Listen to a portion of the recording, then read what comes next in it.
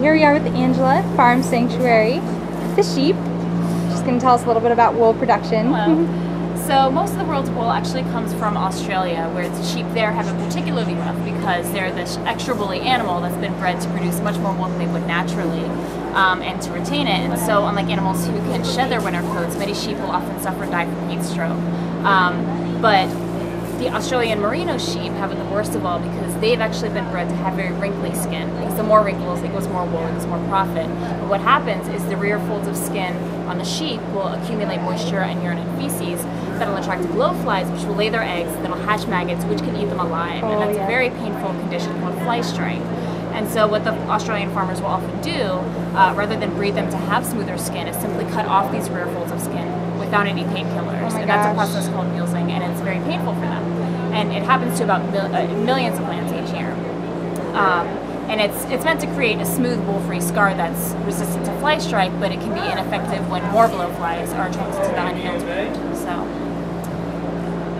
So some people don't think about when they go vegan about there's other products that we kind of have to avoid. So any wool clothing or products like that. Yeah, wool clothing. I mean, you're essentially supporting this practice, this process. Yeah. And oh God, that is so cute. Oh, look at them all snuggling up to you. Hi guys. All right. Well, thank you so much, Angela. Thank you. Yeah. I really like all you. these awesome sheep. They're very friendly.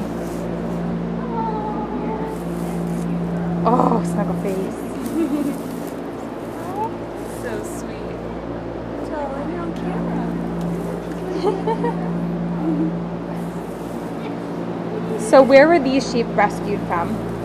So a number of the sheep in here are rescued from a cruelty and neglect case from Red Barn Farm in Camden, New York, where they were found severely emaciated, standing in feet of their own manure, and it had apparently gone on for years, and citizens had tried to get the local authorities to act, but they refused, and so the citizens called us in.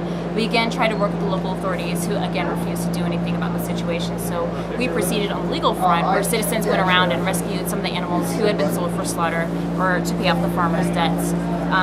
And so we ended up taking in 26 sheep from that case, and 14 of the ewes were pregnant and gave birth here on the farm. Oh my gosh. So we have some babies here that are growing up now, but some of them are very, very sweet. And that's nice because they never experienced the cruelty.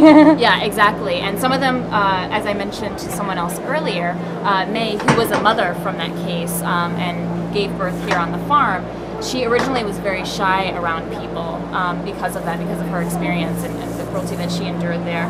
But now that she knows that we're not going to take her babies away from her, or her baby away from her, she's now much more friendly around us. And, yeah, it's just great to see that happen. Yeah, so. nice success story. Yeah. Thank you.